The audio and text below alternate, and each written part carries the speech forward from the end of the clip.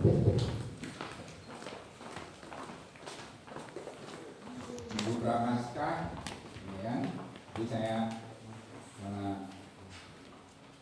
tidak meneruskan pasal terakhir ya, pasal 16 ayat yang ke-9 sampai dengan ayat ke-19. Kita akan baca berbalas-balasannya. Nah, saya siapkan ayat pembimbingnya ya, dari kitab Habakuk 2 ayat yang ke-14.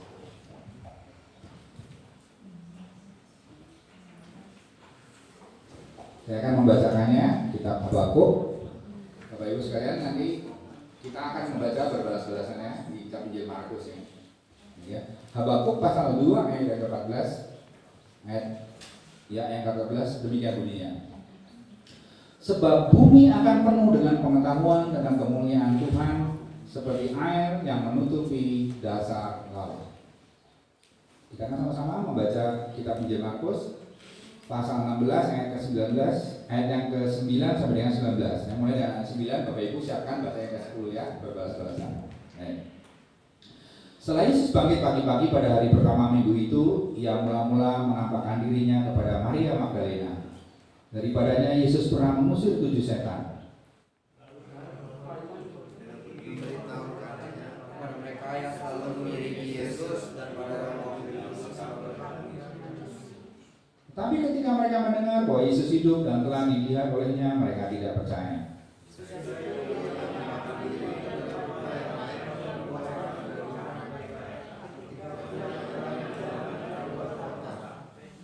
Lalu kembalilah mereka dan memberitahukannya kepada teman-teman yang lain, tetapi mereka pun, teman-teman itu, tidak percaya.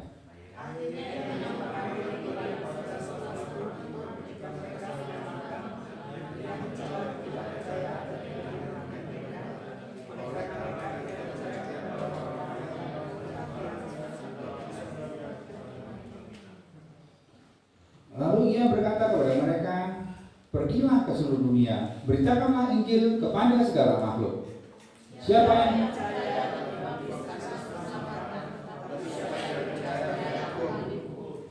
tanda-tanda ini akan menyertai orang-orang yang percaya. Mereka akan mengusir setan-setan demi namaku. Mereka akan berbicara dalam bahasa-bahasa yang baru bagi mereka.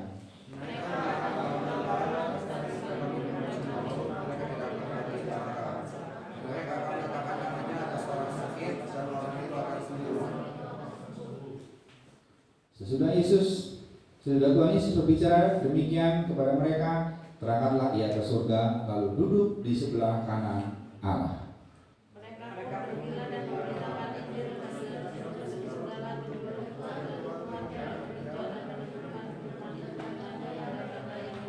Ya, demikianlah firman Tuhan ya, dan amin bagi kehidupan kita. Tadi ada pujian yang bagus sekali ya, yaitu tentang Elsa Sada. Saya sedikit perlu menjelaskan itu sebelum sebagai pengantar yang baik ya dari Elsa Ada itu diterjemahkan dalam bahasa Indonesia artinya apa? Allah yang Maha Kuasa. Ya. Di dalam pengertian Ibrani itu lebih dalam sebenarnya, bukan cuma sekedar kuasa saja gitu ya. Berasal dari kata sadat. Sadat itu artinya meremuk. Tuhan yang meremukkan. Tuhan yang meluluh lantakkan.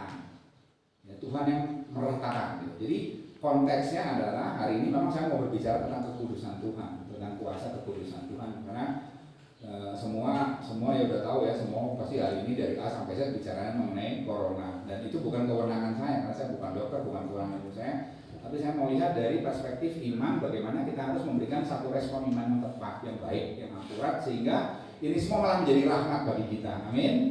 Jadi kesempatan kita untuk melihat ini semua bahwa Tuhan yang benar-benar berkuasa. Baik ya. Jadi kata sadat itu artinya permukaannya SDD itu tulisannya sadat. Jadi diterjemahkan lalu menjadi dua akar akhir afirmatif I gitu ya, menjadi bahasa puitik jadinya. Kalau dalam bahasa Ibrani kalau akar kedua dan akar ketiga sama disebut satu saja, sadat gitu ya, jadi sat gitu ya gitu. Nah itu konteksnya, El Shaddai itu konteksnya adalah tabut perjanjian.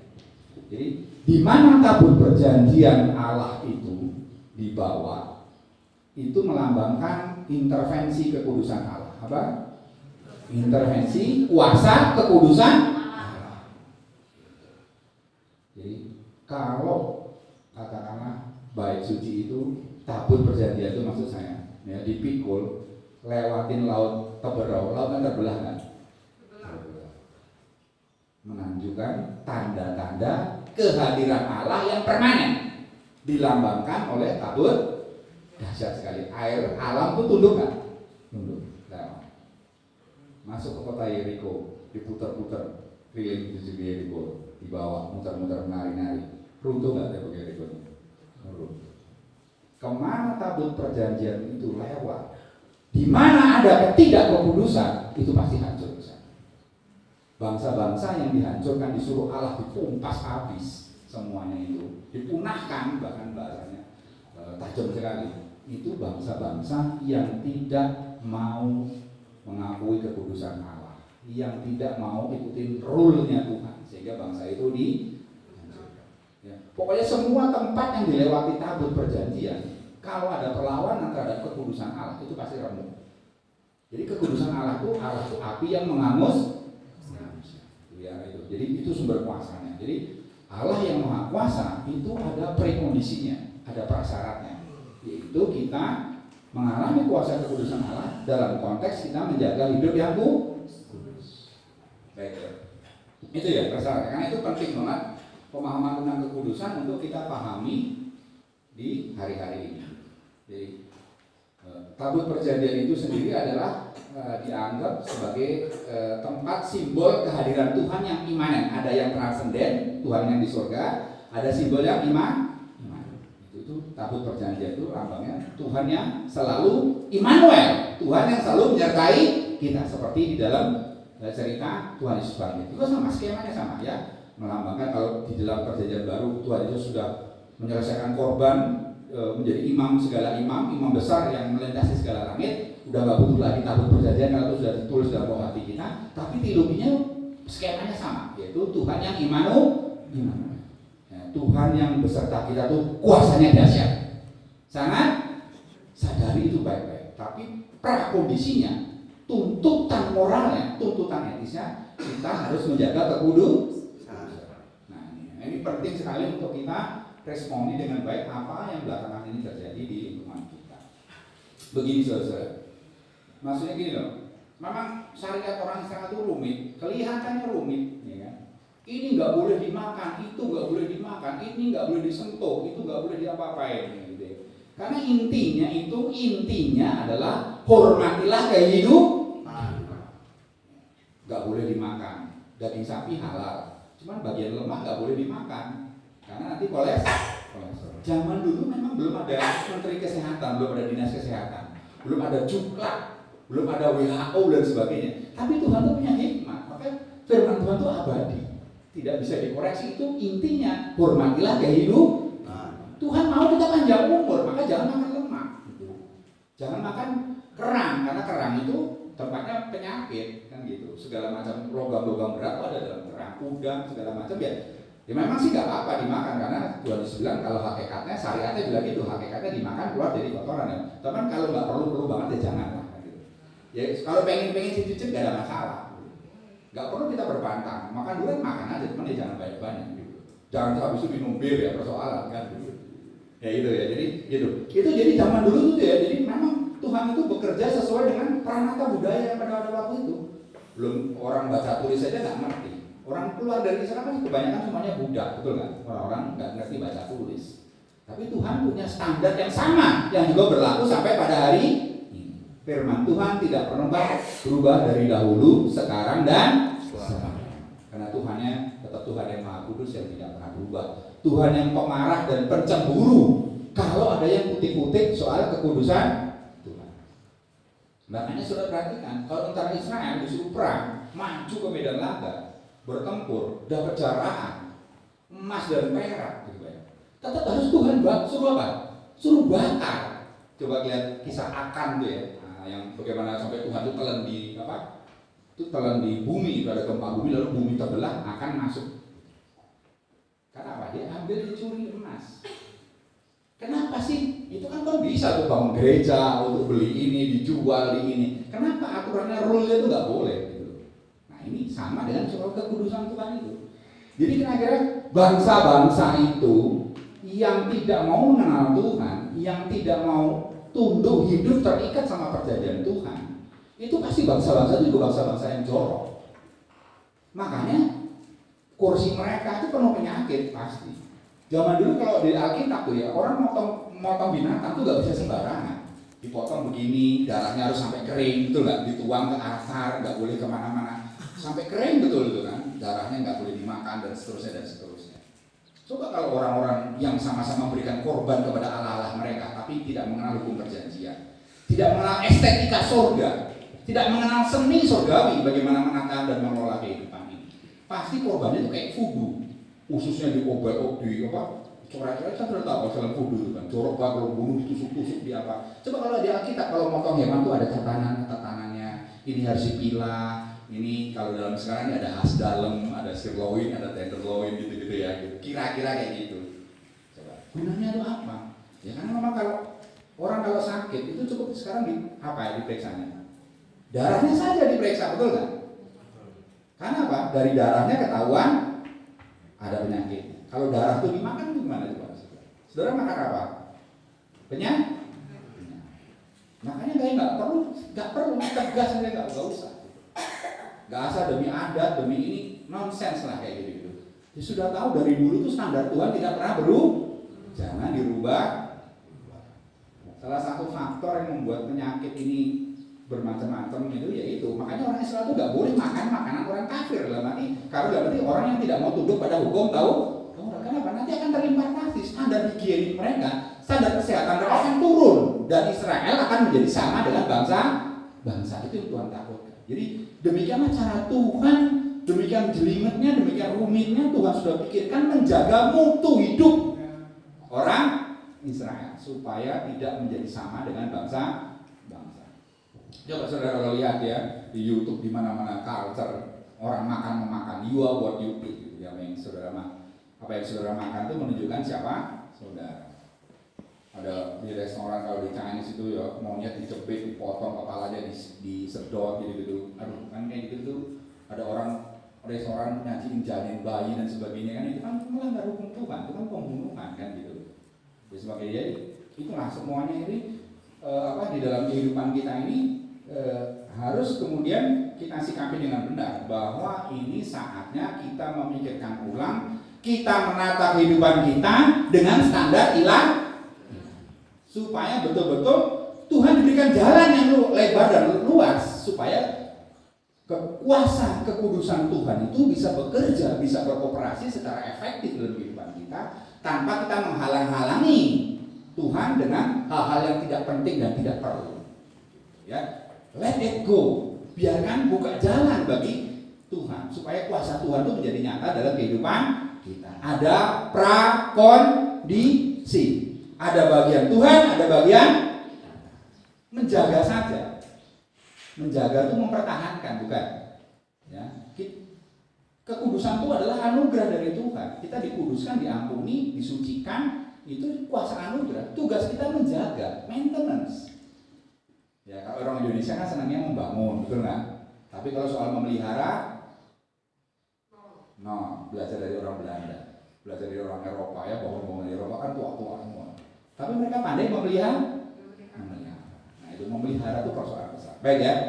Sekali lagi, di hari-hari yang sepi ini, di mana kita harus banyak membatasi aktivitas kita, mari kita lihat secara jernih lagi ini semua di dalam kacamata Tuhan. Dari apa sih Tuhan kehendaki bagi kita semua kita lakukan. Bukan karena corona ini saja yang membuat kita harus menata ulang seluruh hidup kita, tapi mari kita jadikan fundamental yang berubah, yang betul-betul merubah hidup kita. Kita terus next level, makin baik. Nah ini semua pemicu yang Tuhan sediakan. Lalu kita renungkan, kita timba, kita tangkap message-nya supaya kita mengerti apa yang Tuhan kehendaki dan kita semua bisa dapat diselamatkan. Baik ya. Ya, sebelum saya terangkan tadi tentang dulu ya, ingat ya, ciri-ciri abad mesianik menurut Habakuk adalah dunia ini dipenuhi knowledge. Dunia apa? Pengetahuan akan kemuliaan. knowledge is power, kata Descartes. Siapa punya pengetahuan, dia yang jadi penguasa. Siapa pegang pena, dia yang memegang katakan. Bayangkan Alkitab ini ditulis menjadi kitab. Ini menjadi rule bagi dunia. Ya, coba kalau Alkitab itu nggak jadi kitab, bayangkan. Semua cuma jadi cerita. Karena menjadi tertulis, itu menjadi kanon, menjadi ukuran bagi kita. Kalau sudah terukur di mata Tuhan, ya jangan dirubah-rubah. Itu udah pegangan yang valid dan solid. Ya, dunia ini dipenuhi pengetahuan akan kemuliaan. Jadi dunia ini harus bergerak seiring sejalan dengan irama Allah bekerja, yaitu membawa menghadirkan kemuliaan. Datanglah kerajaan, jadilah kehendak, dipermuliakanlah namamu di bumi seperti di sama di mana-mana, entah di perjanjian lama, di perjanjian baru, intinya gitu. Bagaimana kita meresponi dengan betul bahwa kita adalah orang-orang yang diselamatkan, mari kita tunjukkan mutu hidup kita sebagai orang-orang waris surga. Bahwa di surga tidak ada ketakutan, maka di sini kita tidak boleh disandra roh ketakutan. Baik, benar ya. Di dunia ini ada yang sifatnya imanen, ada yang sifatnya transenden. Gitu ya. Jadi nanti saya jelaskan belakangan. Tapi saya mau terangkan ada yang sifatnya kodrati, ada yang sifatnya adi kodrati. Kodrati itu yang kodrat. Nek namanya manusia itu harus mau sakit. Kalau nggak mau sakit dia jangan jadi manusia. Bener nggak? Manusia itu bisa sedih nggak? Iya, karena manusia bukan robot kan gitu. Ya itu namanya sifatnya. Jadi sesuatu yang melekat pada kodrat kita sebagai integral, berbagian, sudah implan dalam diri kita. Manusia itu harus mau sakit. Oke. Coba dipikir-pikir. Sekali lagi ini bukan kewenangan saya bicara ini, cuma saya mau lihat aspek filosofisnya. Corona itu makhluk hidup atau benda mati? Makhluk hidup. Kalau makhluk hidup tuh nalurnya pengen hidup nggak? Pengen hidup kan ya? Betul kan? Makanya Tuhan kasih kesempatan nggak untuk corona hidup? Secara kita merenung secara filosofi dulu. Betul, Tuhan kasih kesempatan, pasti ada rencana Tuhan. Ada sesuatu. Coba di tubuh kita, kalau tidak ada bakteri pembusuk, bakteri yang itu, bisa nggak kita makan itu nasi itu bisa berubah jadi tenaga? Nggak bisa. Cuman corona ini salah habitat. Apa? Salah habitat. Kenapa dia bisa keluar dari habitatnya? Kenapa bisa bermultiplikasi tanpa kehendak? Berarti ada yang salah di level kodratnya ini. Kodratnya dia hidup itu Tuhan ciptakan untuk sesuatu yang positif, untuk sesuatu yang konstruktif, membangun. Semuanya Tuhan ciptakan. Ada singa, predator. Kalau saudara lihat kayaknya nggak tega ya. Ada kijang yang lagi manis, lagi manja, lagi muda-mudanya, lagi lincah-lincahnya diterkam sama singa. Kan gitu. Kelihatannya itu sesuatu yang jahat. Kan gitu. Kelihatannya sesuatu cruel kan gitu, sesuatu yang melukai perasaan kita. Ya kan? Tapi itulah alam. Ya, singa itu dibutuhkan sebagai predator untuk keseimbangan lingkungan. Makanya singa itu haram dimakan hukumnya di dalam kitab Taurat. Karena itu cara Tuhan menjaga keseimbangan lingkungan hidup. Nah demikian juga. Ini corona bisa berkembang biak kalau secara filosofis. Kenapa? Karena tidak ada predatornya. Kira-kira kayak gitu. Nah, salah satu predator yang Tuhan ciptakan diimplan dalam tubuh kita itu sistem kekebalan tubuh. Sistem kekebalan tubuh itu bisa bermutasi, bisa bergerak menjadi nggak karu-karuan. Kenapa? Gaya hidup kita yang merubahnya. Ya tadi ya. Makanya Tuhan jaga kita hidup dalam standar higienik Tuhan, standar kekudusan Tuhan supaya kita tuh kalau ada apa-apa ya kita dikasih auto defense gitu. Sistem kekebalan tubuh kita tuh maksimal. Ya kan? Coba pikirkan baik-baik. Semua penemu-penemu serum, penemu-penemu obat itu pasti orang Yahudi kebanyakan. Iya kan? Knowledge kata-kata. Bayangkan mereka mengerti betul, tahu jadi ada mekanisme kodrati. Tuhan bisa saja langsung intervensi. Tapi Tuhan punya saudara dan saya sebagai pangeran kerajaan surga, sebagai perpanjangan kuasa surga. Makanya diberikan knowledge untuk menciptakan obat, untuk menaklukkan penyakit itu. Bagian dari perintah Tuhan, taklukkanlah bumi kan gitu. Berarti taklukkanlah penyakit, taklukkanlah itu. Makanya di tengah-tengah situasi ketidakpastian itu jangan kita padam dan mematikan pengharapan kita. Amin. baca buku kesempatan di rumah, baca buku literatur, cari itu kenapa corona itu kan. Sekalian supaya kita tuh betul-betul tidak terlalu cepat langsung lari kepada Tuhan sebagai jawaban. Jawab, tidak pernah ada Tuhan memberikan persoalan yang tidak diberikan jawabannya di dunia ini. Tidak. Ada sakit penyakit di hutan sana, di hutan manapun pasti ada obatnya. Itu kan Tuhan memberikan kesempatan supaya hutan itu apa? Jangan dirusak. Nah kalau dirusak kan semuanya mekanismenya berubah semua. Hal yang kodrat itu jadi berubah.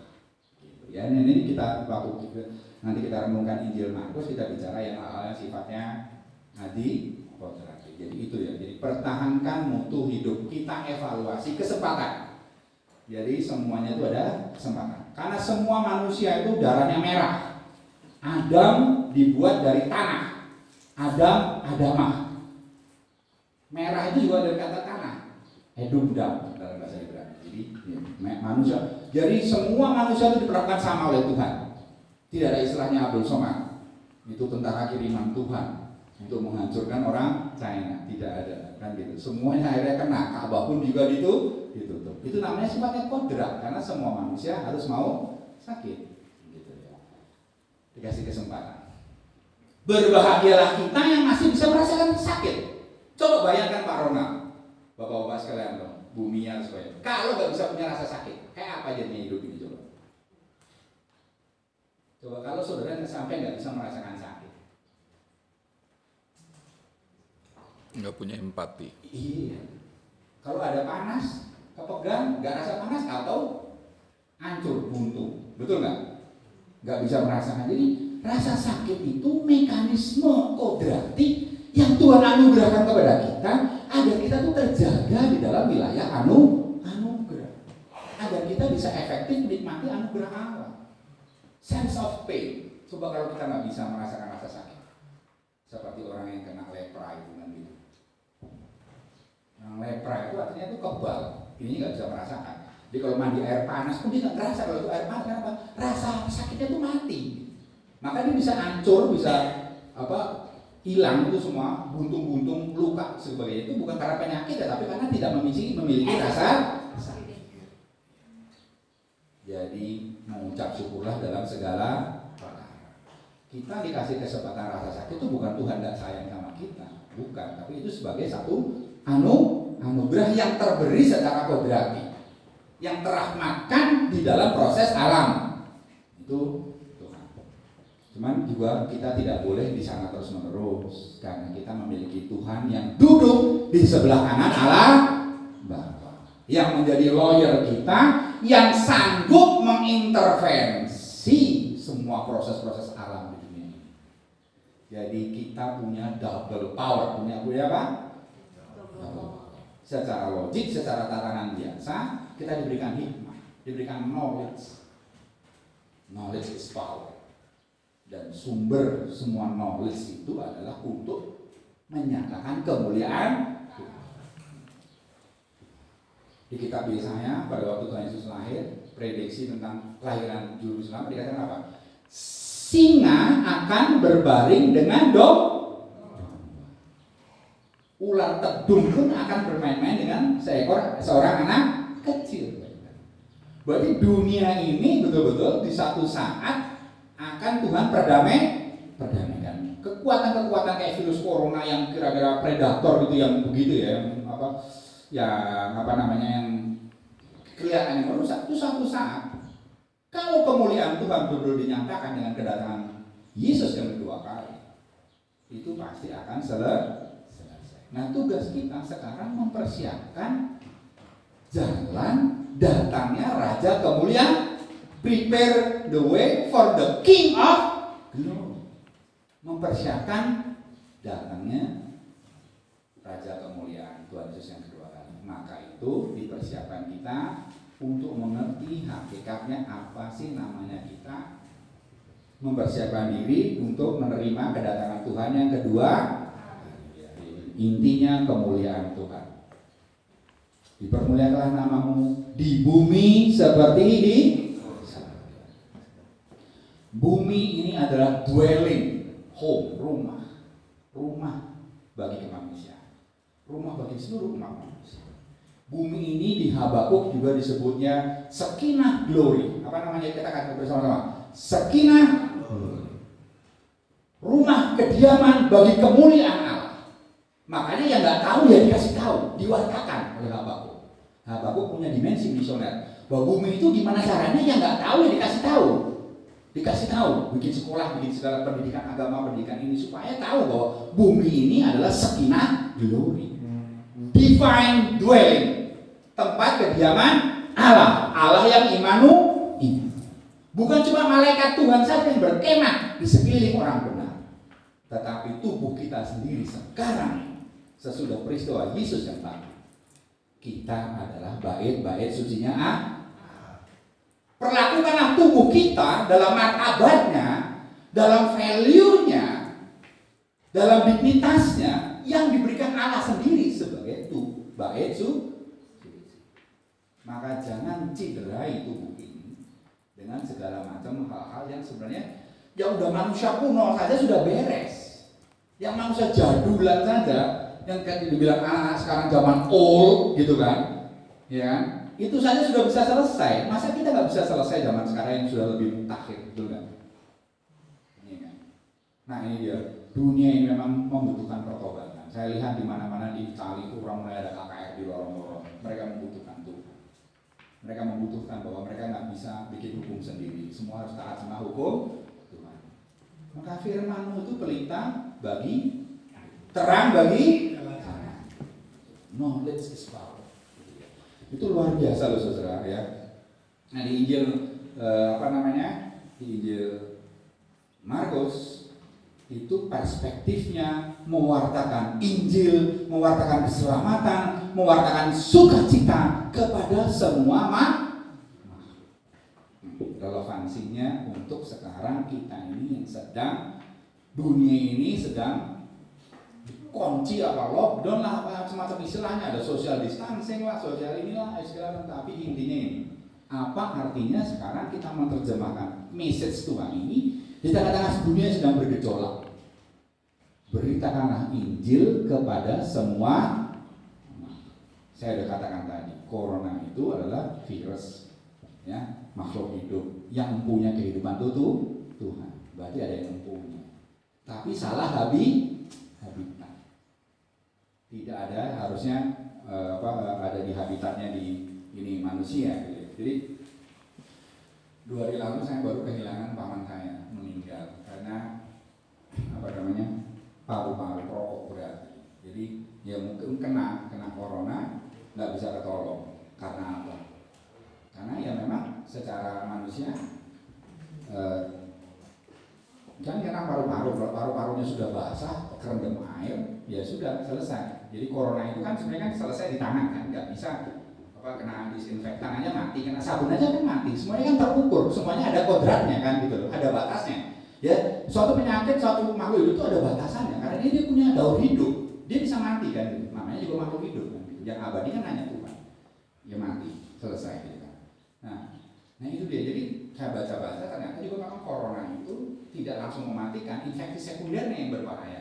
Ya, pada waktu dia menyebabkan organ-organ tubuh lain tidak bisa bekerja secara maksimal. Ya, itu sudah boleh baca, saya nggak ngerti gitu, paham gitu, tapi kira-kira kayak gitu. Jadi tidak langsung bisa membunuh gitu, tapi menyebabkan kalau orang yang merokok, makanya ini kesempatan buat kita sekali lagi dalam konteks kekudusan Tuhan. Mari kita tata hidup kita. Kan aneh kalau kita merokok, ya kan? Terus sakit minta kesembuhan sama Tuhan, tapi sementara ini masih jalan terus, betul nggak? Merokoknya masih jalan. Maka udahlah, rokok itu apa sih gitu loh? Ngapain sih kita susah-susah? Bu yang merokok ya udahlah, berhenti lah gitu. Kan nggak susah gitu loh. Apa yang bikin gitu loh? Bikin susah berhenti gitu. Terlalu banyak, kita tuh terlalu banyak kadang-kadang terlalu banyak excuse, banyak analisis gitu ya. Maka Tuhan Yesus mengatakan kalau yang tidak mau percaya ya dihukum. Udah dikasih tahu di perjanjian lama ini nggak boleh. Ya sudah, nggak usah diperdebatkan lah gitu. Apa susahnya sih jadi anak Tuhan yang baik-baik? Salah yang ngaku salah. Ini kan habit yang nggak baik ya dirubah kan gitu. Nanti kan itu malah menghambat kalau waktunya Tuhan mau intervensi, ya kan nggak bisa. Tuhan juga nggak mau melawan hukum alam kan gitu. Karena hukum alam itu juga Tuhan yang membuat. Tuhan tidak semena-mena loh. Ada yang kodrati, ada yang adi.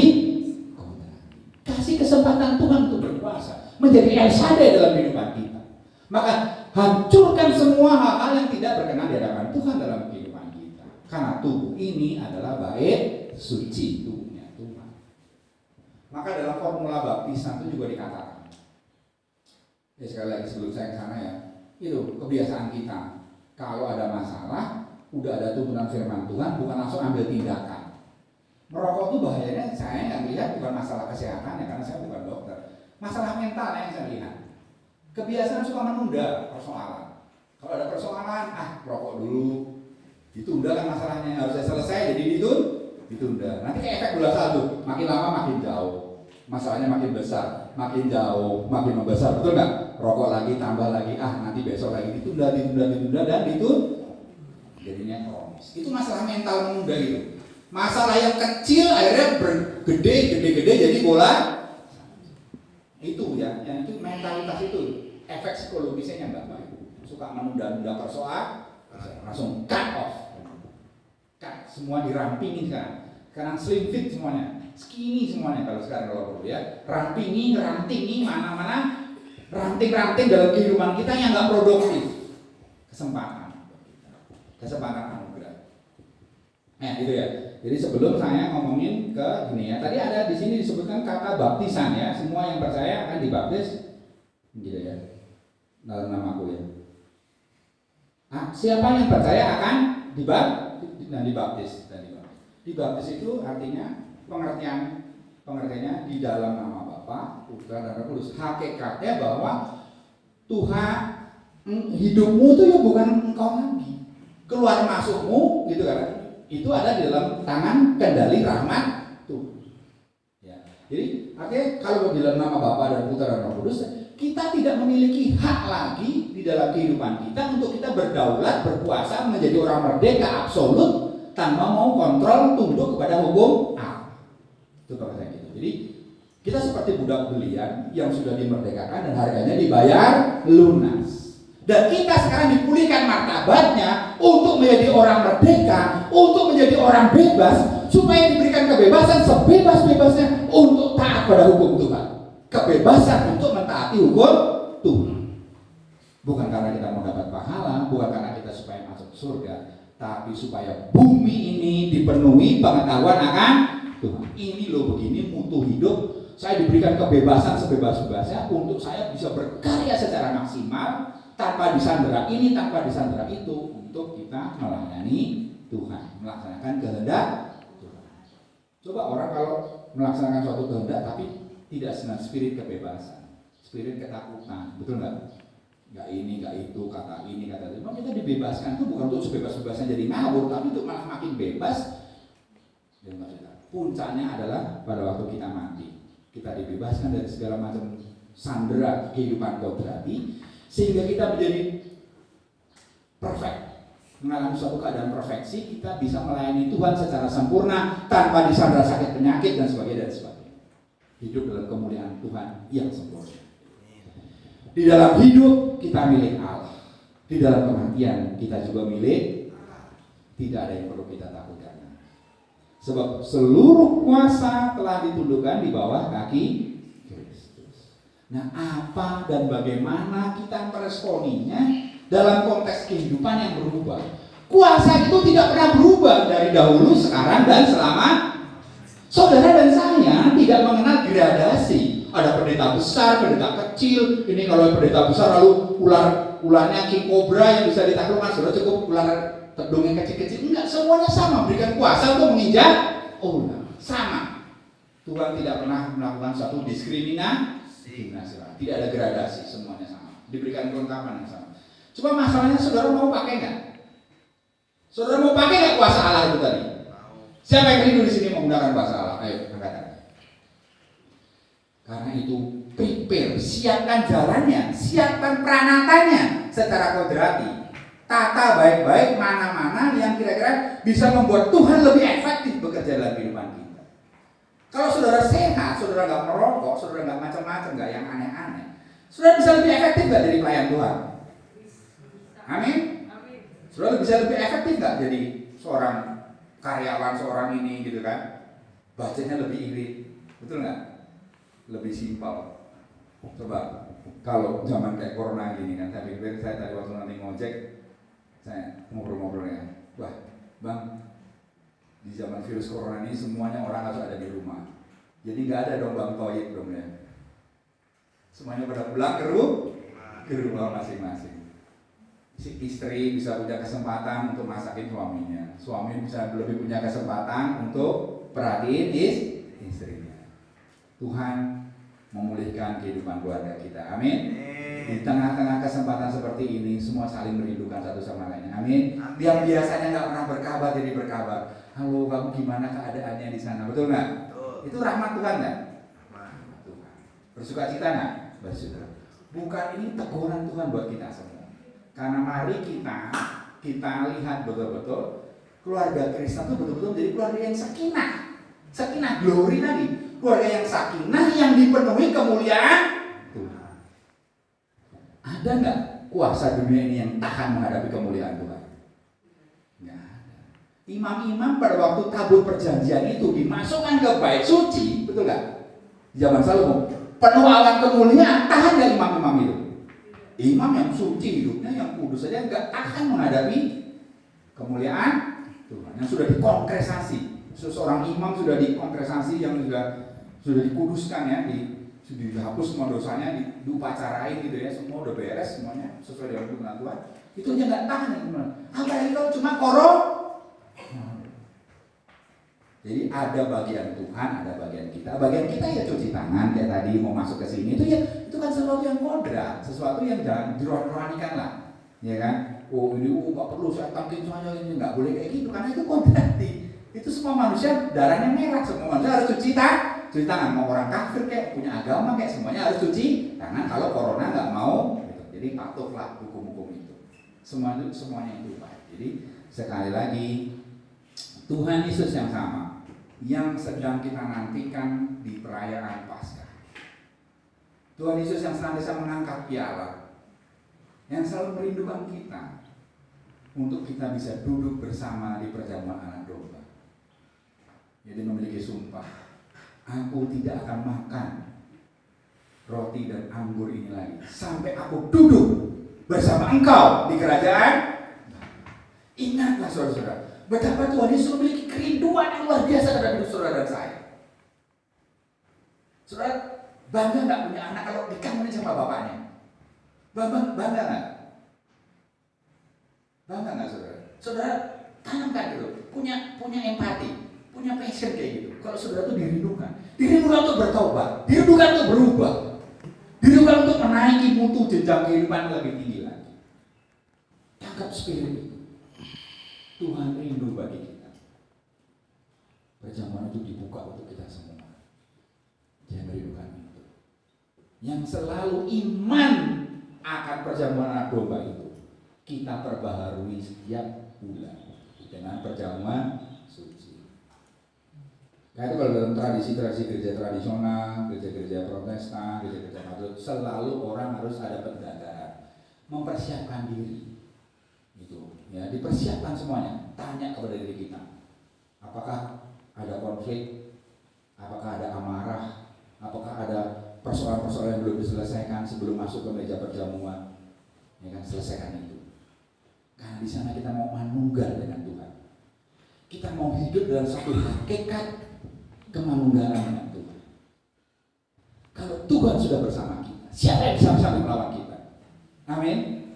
Itu kuasa itu macam-macam, sisinya banyak untuk menjelaskan bahwa Tuhan itu penuh kuasa yang seperti El-Shaddai tadi kan? Ya, dari kuasa baptisan, dari kuasa perutusan misi, aku akan menyertaimu, dari kuasa perjamuan suci, dari semua aspek kehidupan Kristiani, Allah kuasa.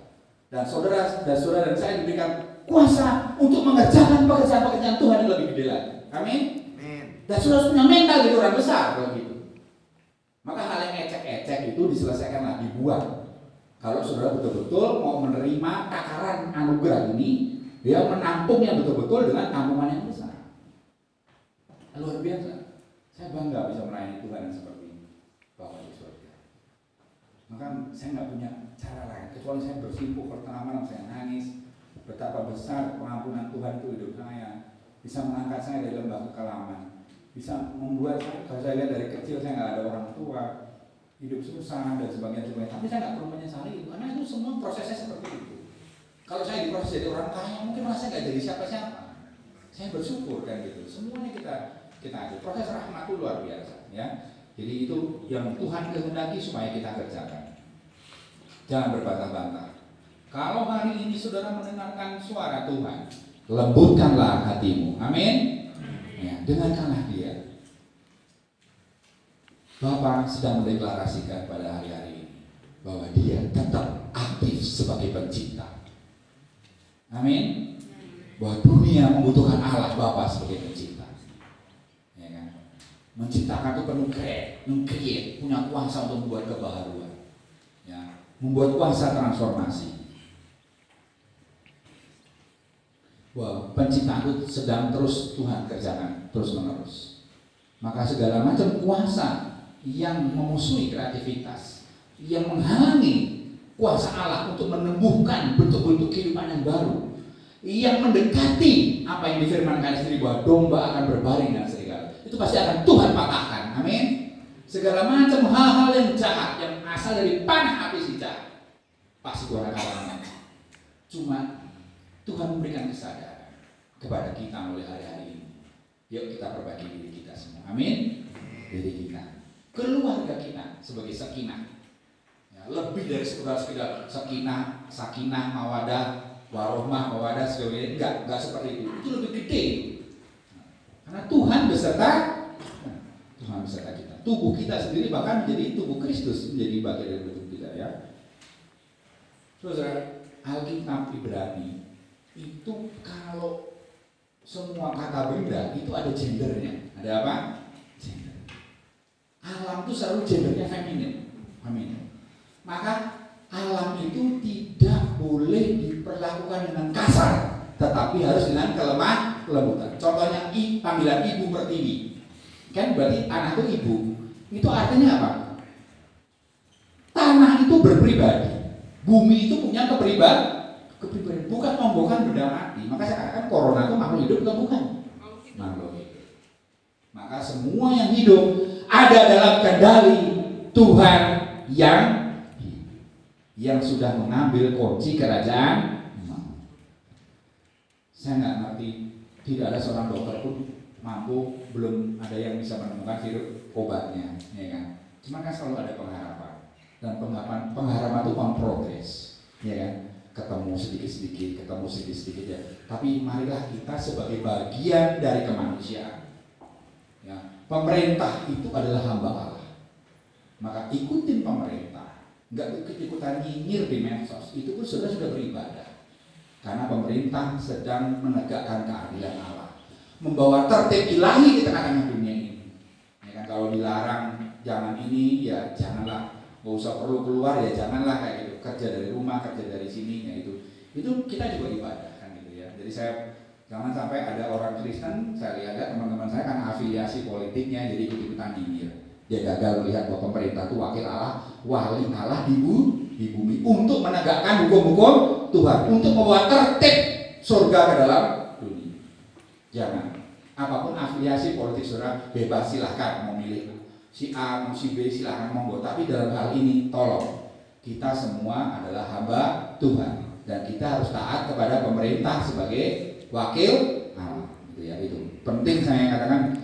Stop ikut-ikutan debat-debat, nggak perlu dilayani. Ya, lebih baik kita doa, kita lakukan bagian kerjaan kita. Ya, ini adalah tempatnya suatu spirit untuk kita mengembangkan spirit kegotong royongan, bekerja sama dengan Tuhan. Minggu lalu, 2 minggu lalu saya katakan, Tuhan berkata, aku di dalam engkau di dalam aku. Bagaimana kita terus berproses dengan mengandalkan kuasa anugerah. Bagaimana terus kita bisa tercangkok makin dalam, makin lekat, makin nempel hingga menjadi lebur.